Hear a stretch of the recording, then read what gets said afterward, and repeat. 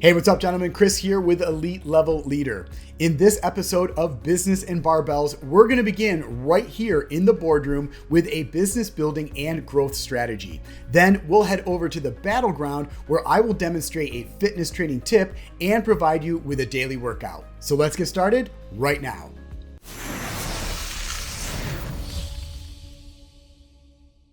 Hey there, Chris McCarthy here with Brand Identified and Elite Level Leader. In this session, you will learn how to avoid business failure point number 19, which is your brand is confusing to the customer. When a business fails to communicate its brand message clearly and consistently, it can lead to confusion among its target audience. This can happen when a business fails to define its brand positioning or when its messaging is inconsistent across different channels and touch points. Confusion can cause customers to lose interest in a business or, even worse, turn to the competitors who offer a more coherent and compelling brand experience. To avoid this failure point, businesses should focus on developing a clear and consistent brand identity that is easy for consumers to understand and relate to. This means defining and communicating the key elements of their brand, including purpose, values, and messaging, in a way that is easily digestible and memorable. Here are some steps to help you get started.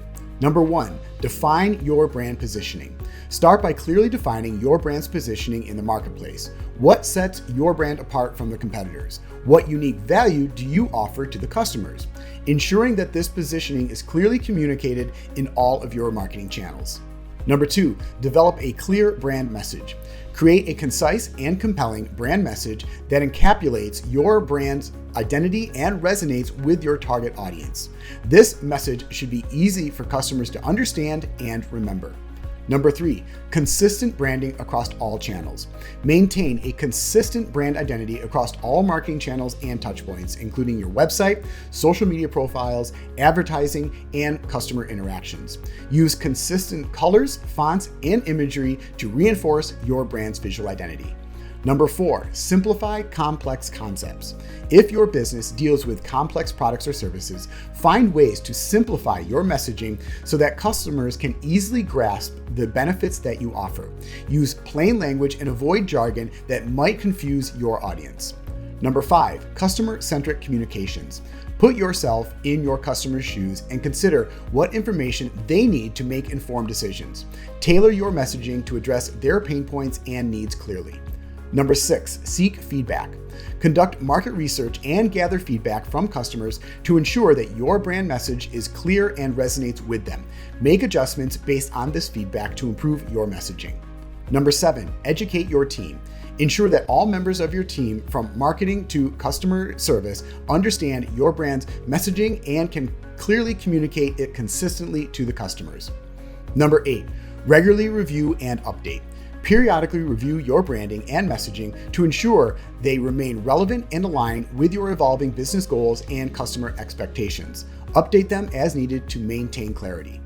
By following these steps, you can avoid the failure of having a confusing brand and create a brand identity that is easy for consumers to understand and connect with. That is all for now. I'll see you back here in the boardroom for your next business training session.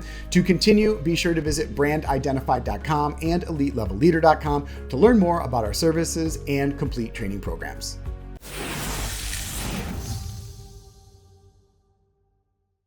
Hey, what's up, gentlemen? Chris here with Elite Level Leader, and welcome to the battleground.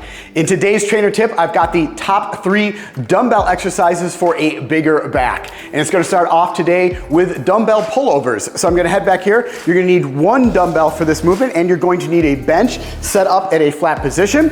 So what we're gonna do is I'm gonna set this dumbbell down for just a second here, and with this bench in the flat position, we're gonna rest the upper part of our back right behind our shoulders on the top of this bench. Then what we're gonna do is bring our legs out into a nice 90-degree angle here, bring our hips up. We're gonna have the dumbbell in our hands and we're gonna raise it up overhead, engaging those lats. Once we get fully parallel here, we're then gonna come back up until that dumbbell is right over the top of our chest.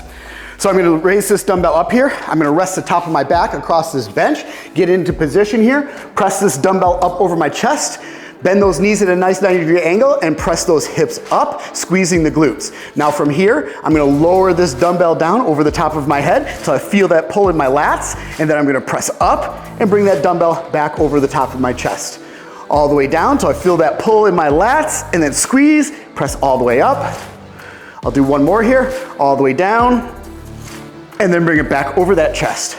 So that is the first dumbbell exercise for a bigger back. Then we're gonna move on to the next exercise, which is gonna be incline rows. So I'm gonna go ahead, set this dumbbell down. We're gonna lighten up the load a little bit, and we need to go with 2 dumbbells for this. But first, I need to put the bench up into a incline position.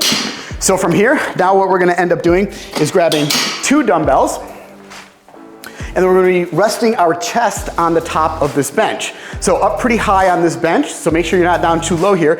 Top of your chest right up at the top of the bench. From here, dumbbells are hanging down by our sides here, palms are facing each other. From here, we're gonna row both at the same time back, keeping those elbows in close to our sides. So row up, squeezing your lats at the top, and slow and controlled coming back down. Come up, squeeze to the top, try to get those elbows to kind of wrap around your back, slow and controlled all the way down, squeeze up, and these are your incline rows. Palms are facing each other, head and neck is in neutral spine.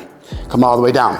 That is the second dumbbell movement for a bigger back, and now we're gonna move on to the third and final dumbbell movement, which is going to be seated flies.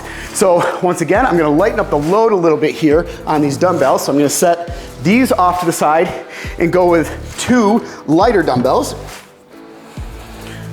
Now this is gonna be done from a seated position, so I'll bring this back just a little bit. What we wanna do, these are seated flies, so you wanna get into a position here where your legs are close together, you are leaning forward, dumbbells are hanging down by your sides, palms are facing each other. Now, what I wanna make sure you're doing here is when you fly back, you're keeping the elbows low. So all the way back, squeeze, all the way down, squeeze to the top, all the way down. Now I mentioned keeping those elbows down and low around your back. What I want you to do is when you row, you're keeping those elbows low. If you go high, that turns into a shoulder exercise. So I want to make sure when you were bent over, you were rowing back, keeping those elbows down low at the lower part of your rib cage, not up high, because like I said, that'll turn into a shoulder exercise. All right, guys, that is the third movement, dumbbell movement for a bigger back. And for a workout for this, what you can end up doing is do 4 sets of 10 reps of each of those movements with a 1-minute rest in between. All right, guys, make sure you visit businessandbarbells.com as well as elitelevelleader.com for more trainer tips and complete training programs.